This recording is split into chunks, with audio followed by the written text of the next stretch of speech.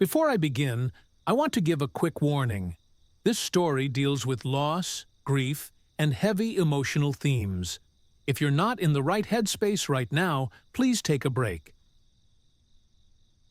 My name doesn't really matter for this story.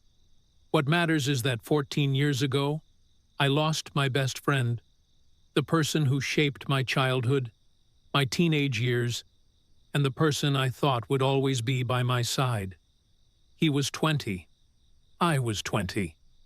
And he died in my arms. That sentence sounds short, but behind it are years of pain, guilt, and memories that never fade.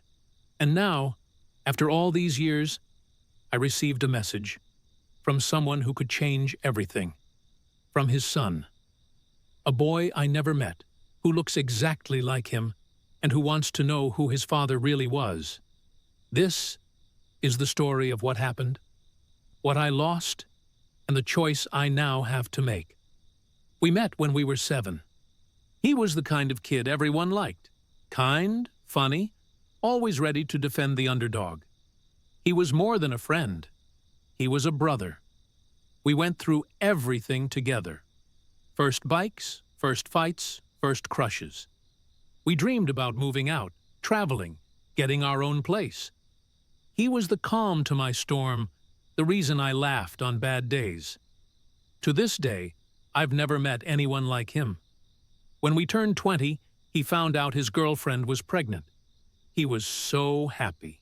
Nervous, sure, but glowing with excitement.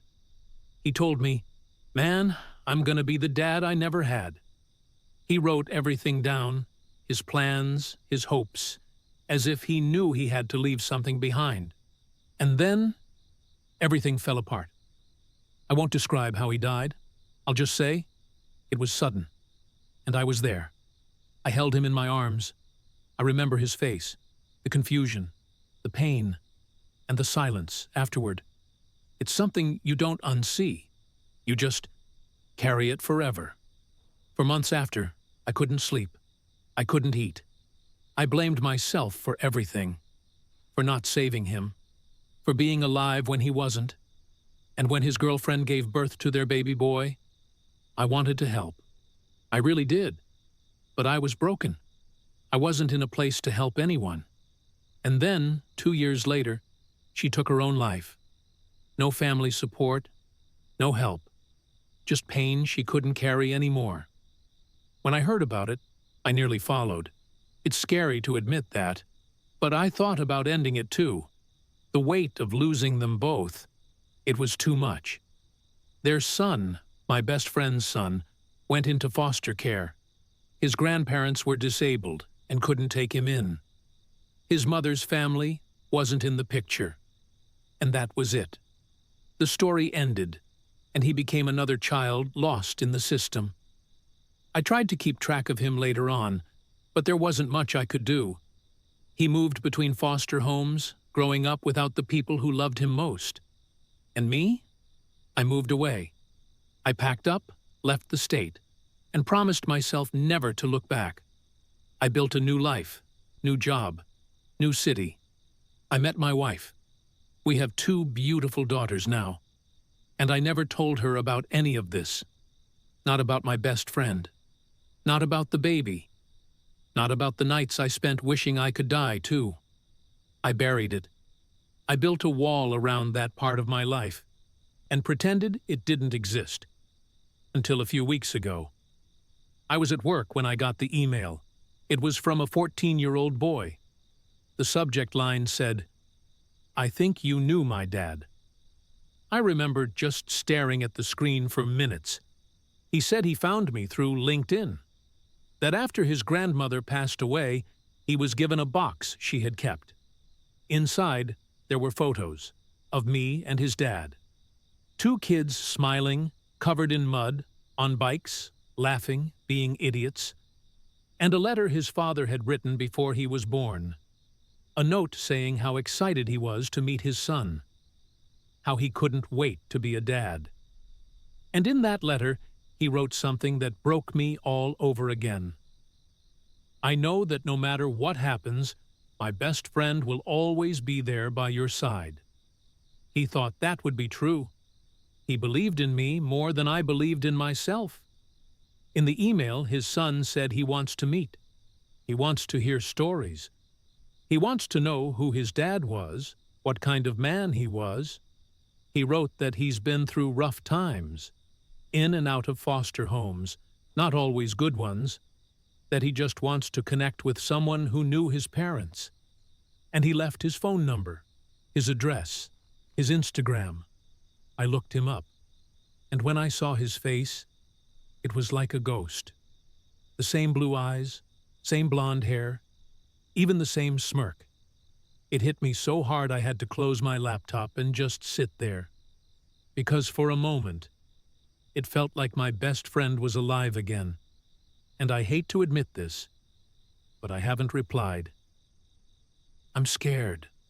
Scared that if I go back, I'll lose everything I've built.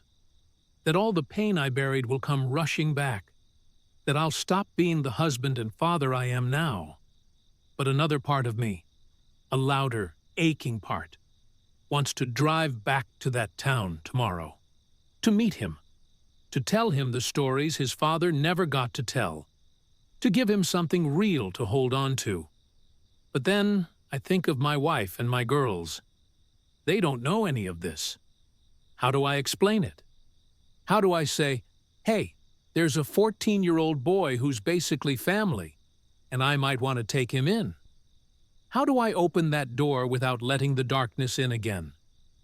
I'm torn between two versions of myself.